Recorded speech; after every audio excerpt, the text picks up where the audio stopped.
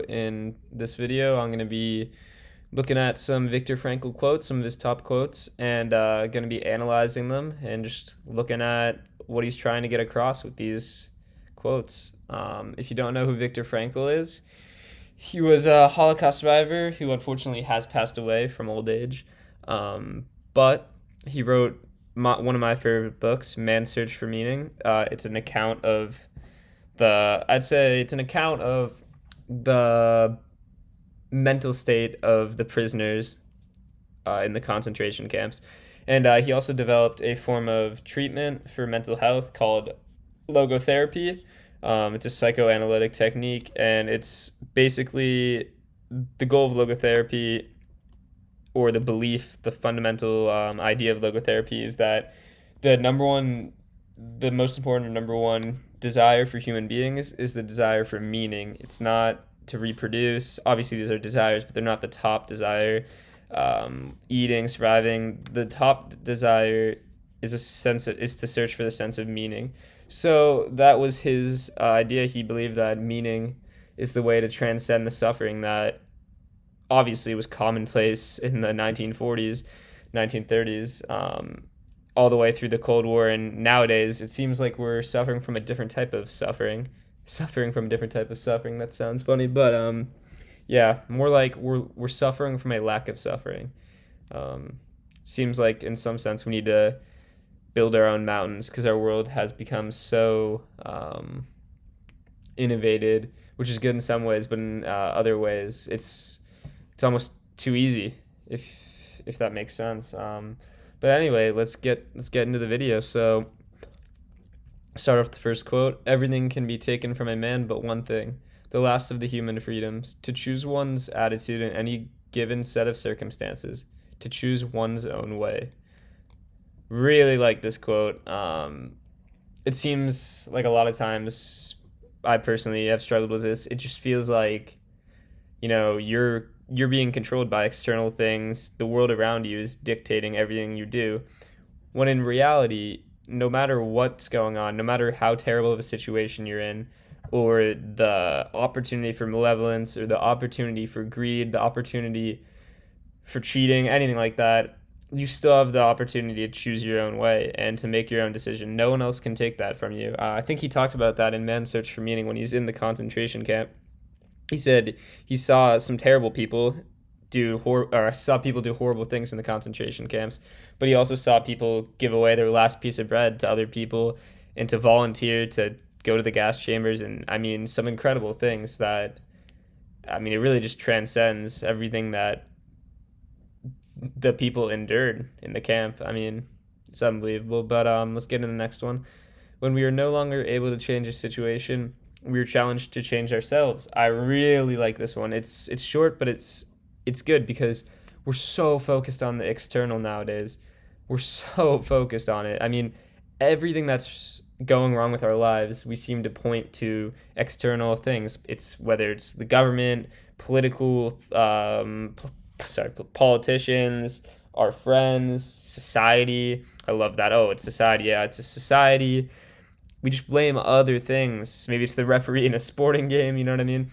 And it's like, we see this with incels. Jordan Peterson talked about this with like incels. These are involuntary celibates, meaning people that can't get with women, men that can't get with women in this case. And he was talking about how if you keep getting rejected by a woman, it's not the woman's fault if you continuously are getting rejected. Maybe you need to change yourself.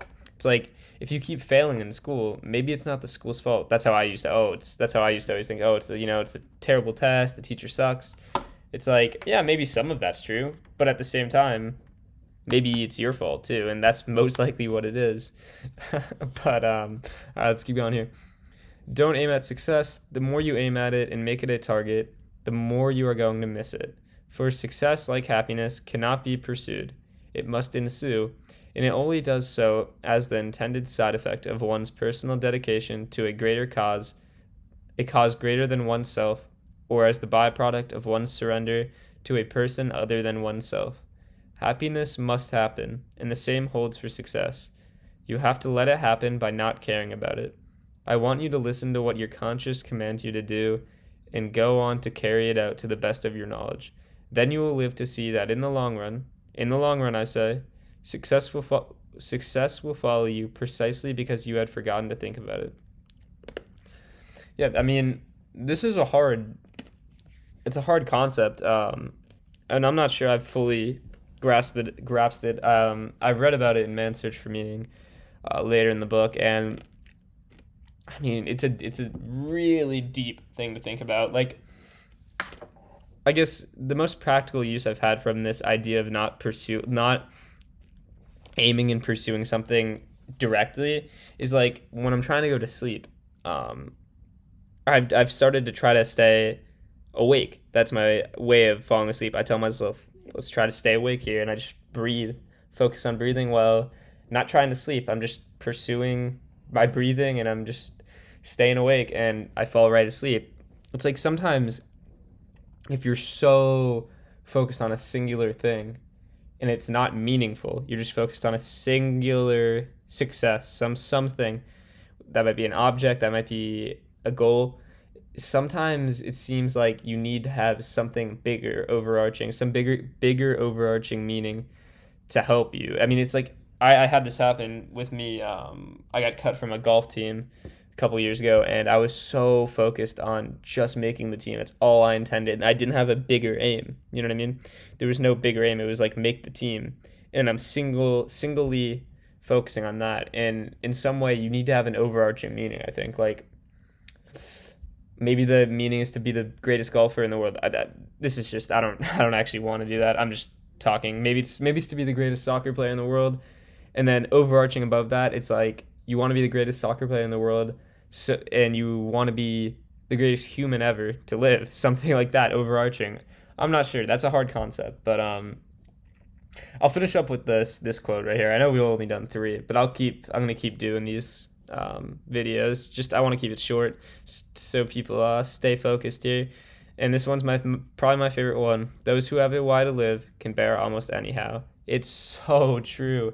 I mean, he has another quote in here where he says, "Suffering ceases to be suffering once it has a meaning," and it's so true. Life is in some ways life is suffering, and the antidote to that suffering is to have a why. If you can have a why, it transcends the suffering.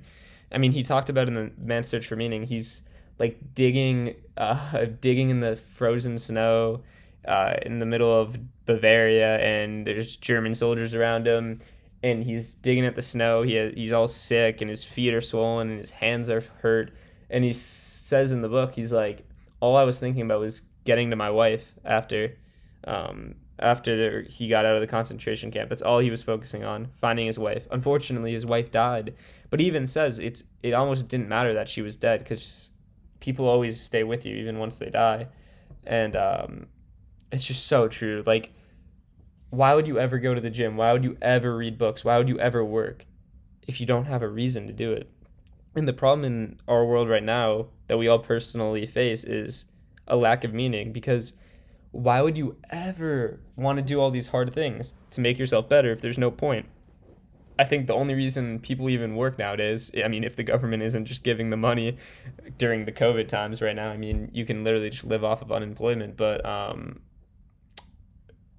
I guess the only way people really have a reason to do things like go to work is just so they can get food and survive and buy drugs and buy instant gratification. It's almost like all these forms of gratification, quick gratification, are just keeping them alive at this point. It's like the only reason they have to live is so they can gratify themselves Friday and Saturday night and just party and enjoy themselves.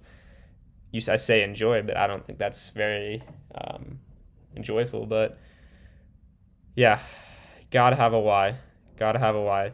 I mean, without that, there's really no way you can endure, especially long term. It's easy to go to the gym one day because you wanna feel good, you wanna get a little stronger. It's hard to do it 100 days straight without reward when the reward doesn't start showing for a little while. But yeah, all right, that was a lot of talking.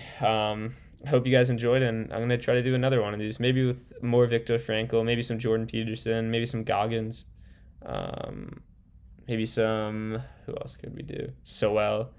Who knows? But yeah, thank you for watching, and make sure to leave a like and comment if you guys enjoyed.